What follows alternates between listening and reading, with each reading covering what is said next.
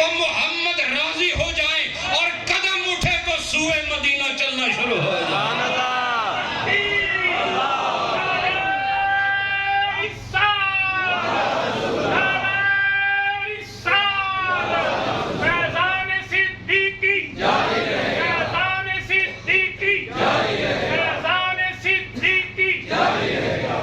سبحان اللہ. رومی رحمت اللہ علیہ ارشاد فرماتے ہیں کہ اب اللہ نے جو تجھے ہاتھ دیا ہے اس میں اشارہ ہے، جو تجھے آنکھ دی ہے اس میں اشارہ ہے. اور اشارہ کیا ہے؟ کہ آنکھ سے تو نے رب کو راضی کرنا ہے. واہ بھائی، ہاتھ سے تو نے رب کو راضی کرنا ہے، اسی کان سے تو نے رب کو راضی کرنا ہے. اور ابھی جو تم بیٹھے ہو تو بیٹھے کس طرح ہو؟ جسم نہ ہوتا تو بیٹھتے کیسے؟ کو سمجھ بھی آ رہی ہے؟ ایسے بیٹھے ہو. جسم نہ ہوتا تو بیٹھتے کیسے؟ تمہارا سر نہ ہوتا تو دیکھتے کیسے؟ اور تمہارے یہ اعضاء نہ ہوتے تو تم یہ چوکڑ مار کے بیٹھتے کیسے؟ اور پھر جو بیٹھے ہو گرتے نہیں، مسلسل مجھے دیکھ رہے ہو، سن رہے ہو. تو دیکھو یہ بیٹھنا جسم کے ذریعے سے ہوا. اب انسان جس طرح بیٹھنے کی صلاحیت رکھتا ہے اس میں بھی بقول رومی رحمت اللہ علیہ اشارہ ہے. بیٹھنا مختلف جگہ پر ہو سکتا ہے. تو چاہے تو میں خانے میں بیٹھے تو وہ بھی بیٹھنا ہے، اور کسی خانقاہ و مسجد و محراب و منبر پر بیٹھ جائے تو یہ بھی بیٹھنا ہے. اب تو نے اپنے تن کو استعمال کر کے اس صفت کا اظہار کرنا ہے جس سے خدا کی اطاعت ظاہر ہوتی ہو. لہذا تیرے اندر، تیرے اعضاء کے اندر اللہ نے اشارے اطاعت کے رکھے ہیں کہ ہم نے تجھے یہ بدن اس لیے نہیں دیا کہ تو ہمارا نافرمان ہو جائے. ارے سر سے لے کے پاؤں تک تو نے کچھ بھی خود نہ بنایا. تیرا بال کا خالق میں ہوں، تیری کھال کی کا خالق میں ہوں، تیرے کان کا خالق میں ہوں، تیرے ناک نقشے کا خالق میں ہوں، تیرے لب و رخسار کا خالق میں ہوں، تیرے تن اور دھڑ کا خالق میں ہوں. ارے تیرے نظام تلفظ کا خالق میں ہوں، تیری دل کی دھڑکنوں کا خالق میں ہوں. میں تیرے بازو، تیرے جوڑ، تیرے پٹھے، تیرے رگیں، تیرا ہڈیاں اور تیرا گوشت و پوست سب ہم نے بنایا. اس لیے نہ بنایا کہ ہم یہ صورت بنائیں اور یہ صورت ہماری مخالف ہو جائے. ارے جب ہم نے تجھے بنایا ہے تو تو ہمارا ہو کے اپنا آپ ثابت کر.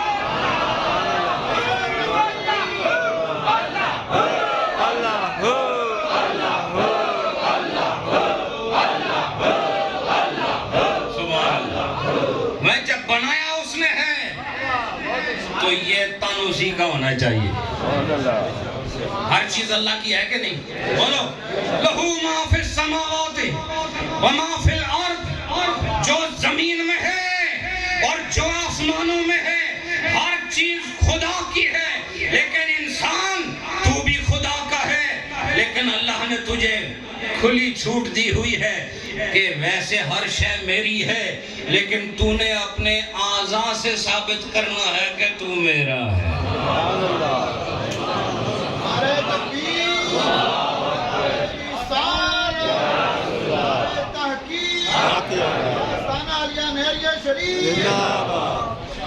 تو نے اپنے ہاتھوں کی حرکت سے بتانا ہے کہ تو صرف گوشت کا لوتھڑا نہیں ہے، تو صرف ہڈیوں کا ڈھانچہ نہیں ہے، تو صرف چمکتی ہوئی کھال کا نمونہ نہیں ہے، تو صرف بڑی قداور شخصیت کا نمونہ نہیں ہے، بلکہ تیری کھال سے بھی پتہ چلنا چاہیے کہ تو اصحاب رسول والا ہے، آل رسول والا ہے، اولیاء اللہ والا ہے. تیرے اندر محمدی جلوے ہونے چاہیے. لہذا تیرا ہاتھ بھی حرکت کرے تو پتہ چلے یہ خدا والا ہے، تیری آنکھ کھلے تو پتہ چلے خدا والا ہے، تیرا کان سنے تو پتہ چلے خدا والا ہے، تیرا قدم اٹھے تو پتہ چلے یہ اللہ والا ہے. اسی لیے جو لوگ اپنے اعضاء کو خدا کی اطاعت کا شوقین بنا لیتے ہیں اور جن سر سے لے کے پاؤں تک اللہ کی تابعداری میں اپنے جسم کو مصروف کر لیتے ہیں، اللہ نے انہی کو اپنے محبوب کے ذریعے فرمایا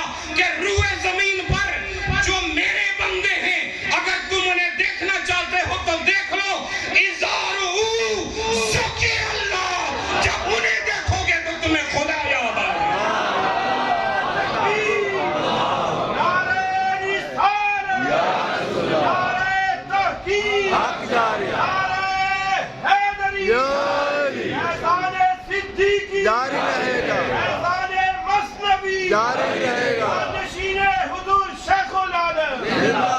آج یہ کہہ دینا چاہتا ہوں، ہاتھ نیکی کرے تو ہاتھ نور میں نہیں آتا، نور ہاتھ میں نہیں آتا. آنکھ نیکی کرے نور آنکھ میں نہیں آتا. زبان نیکی کرے تو نور زبان میں نہیں آتا. اور قدم نیکی کرے تو نور پاؤں میں نہیں آتا. اللہ پورے جسم کا نور اکٹھا کر کے چہرے میں جمع فرما دیتا ہے. اسی لیے کوئی دور سے صدیق اکبر کی طرح محمد عربی کے ساتھ مکے سے ہجرت کرتا ہوا جب مدینے کی وادی میں قدم رکھتا ہے، لوگ صدیق کے چہرے میں محمد کا چہرہ دیکھتے ہیں. وجہ کیا ہے؟ وجہ یہ ہے کہ صدیق نے اپنی صورت میں نبی کی سیرت رکھی ہے، اور جس کی صورت میں نبی کی سیرت آ جائے اس کی صورت میں نبی کی صورت بھی آ جائے.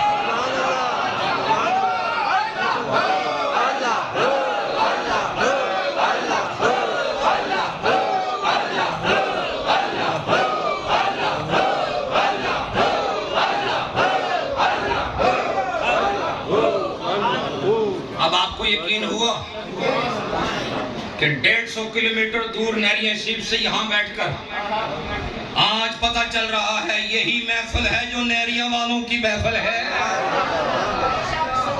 اور میں یہ کہا کرتا ہوں، اے مریدو، آج اس نور العارفین کا اعلان سن لو. جس طرح بے ادب گستاخ جن کے قلم نبی کی شان میں زہر اگلتے ہیں اور جن کی تقریروں میں نبی کی شان میں گستاخیاں سرزد ہوتی ہیں، ارے وہ نبی کی جالیوں کے سامنے رہ کر بھی نبی سے دور ہیں. اور 4000 میل 7 سمندر پار اگر کوئی نبی کا عاشق محبت سے یا رسول اللہ کہے تو وہ دور رہ کر بھی محمد کے سامنے کھڑا ہے.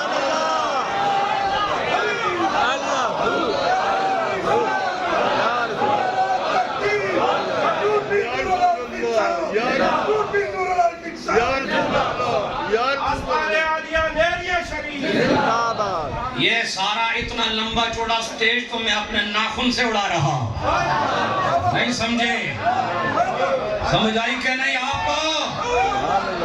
حضرات، یہ اتنا لمبا چوڑا سٹیج اور بڑے بڑے لمبے لمبے جبے اور کالی پیلی بکھری ہوئی کھالوں والے اور پراگندہ ہالوں والے، ان کو میں ایک ناخن سے اڑا کے آج کی محفل میں دور پھینک کر یہ ثابت کر رہا ہوں، اگر محی الدین غزنوی کے مزار پر بیٹھ جاؤ تب بھی تم دور ہو، میں یہاں بیٹھ کر بھی ان کے قریب موجود ہوں.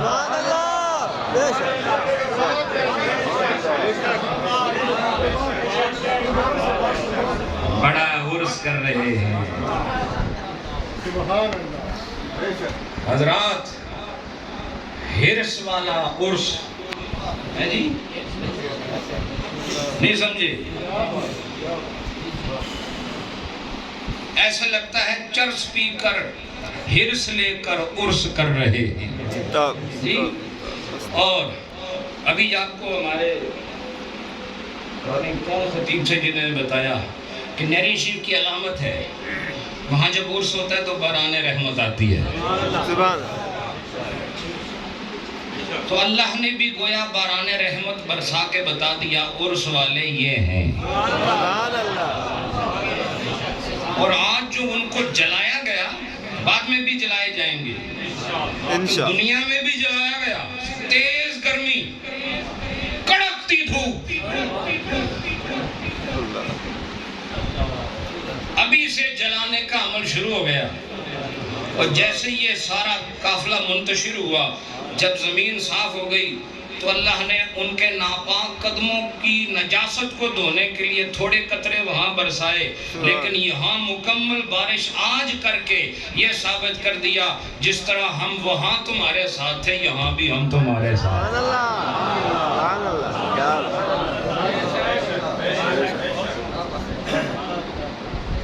یہ آپریشن نہیں ہے جو تمہیں کہ کانٹے چھری کٹھے کر رہے ہیں، یہ آپریشن بعد ہی جو سمجھائی کہ نہیں آپ؟ ابھی تو میں سامان اکٹھا کر رہا ہوں، آپریشن تھیٹر میں لے جانے سے پہلے سارا سامان مکمل کیا جاتا ہے۔ یہاں وہ لوگ بھی ہیں جو 50 سال 40 سال سے نعرین شریف کے گرد و نواح میں سانسیں لیتے رہے، اور نعرین شریف میں حضرت صاحب باواجی صاحب کی رونقوں کو اپنی آنکھوں میں سمیٹتے رہے۔